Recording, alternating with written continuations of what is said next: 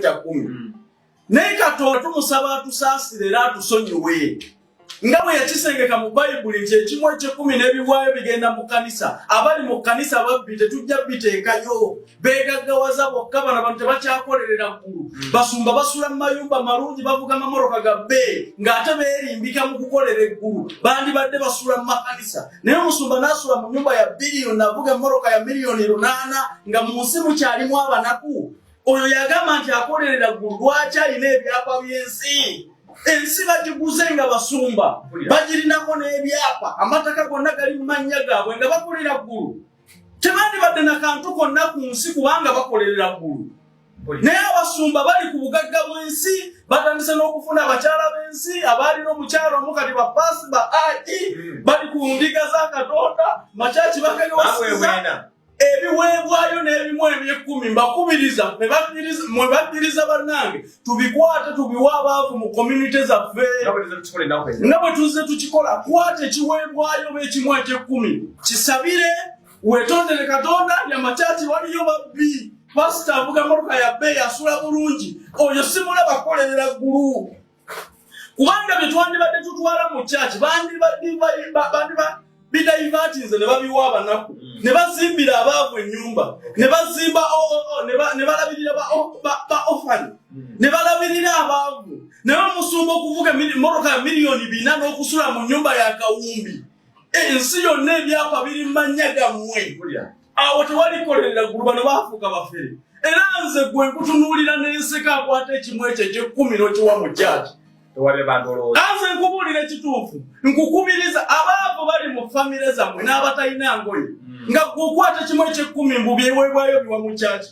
Ng'olina abaavu mu famire yo, ng'olina abaavu mu community yo, bw'olaba abaana bazimbye embuto baneiba bo tebalina kye balya, ng'okwata ssente gaggawaza basumba.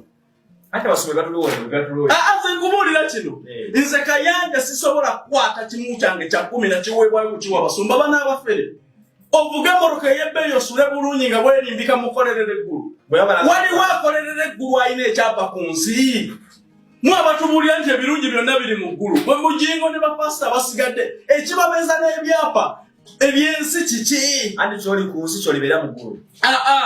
Nani nkubuulira kino. Bwe baba abatubuulira ebirungi ebiri mu ggulu, bapasita tebandibadde na byapa, bandisuzenga mu makanisa.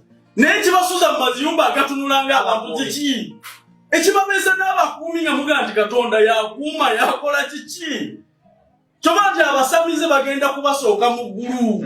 Maama Fiina bamuvaliwinga nnyo okusinga Bugingo. Andi nze nkubuulira, abasamize bagenda kubasooka mu ggulu kubanga babadde faithful eri Katonda. Adi Cash nga bamujja eri mu ssabo nga bava batalina. Adi Cash Maama Fiina bwamujja mu ssabo bwagabira abatalina. Bugingo bwazimba ennyumba bwavuga emmoroka ez'ebbeeyi kati yatandise kunonooza bakazi. Awasona tona kwatoli. Okitegera bulungi. Gwe wenna akyakwata waletino n'ogisumulula n'ogaggawaza abasumba. Gw'amanyi oli kikitegeera leeti nti abo badde oba bafere. Kwata ssente z'okoze bw'oba oyagala kuddiza Katonda. Tunula mu famire yo kyekisooka. Temuli banaku. Muli wano Kampala mwekula abayambayamba buli omu. Mukyalo ewammwe abantu bali bubi. Abaana babasenga bamwe babajjajja bamwe abaana b'eŋŋanda zammwe babakojja bamwe bali mu byalo eyo, mbuto zibazimbye tebalina kaakulya. Muli wano mugaggawaza abasumba museba abavubuka so badonetinga n'odonetinga. Ekikwata emmoroka ne kigiwaayo mu famire yo bonna balina emmotoka. Liza abantu bo Katonda akuwa omukisa. Situla abantu bo bennyini tunula mu community yo abatalina bye basula abatalina kye balya. Bayambe bakwatireko Katonda akuwa omukisa. Naye muli ku basumba bawana abafere. Abasumba bawana babbye buli omu batandise kujooka abaana baffe bawala. Mbu mubagaggawaza. So ekyo sikkiriziganya nakyo. Nze ekimu ekyange eky'ekkumi nkiwa community na family. Katonda mwetondera nnyo nti munnange watugamba ekimu eky'ekkumi n'ebiwaayo tubiteeke mu kkanisa yo. Naye ate abaliyo ababisolooza babbi. Calvin.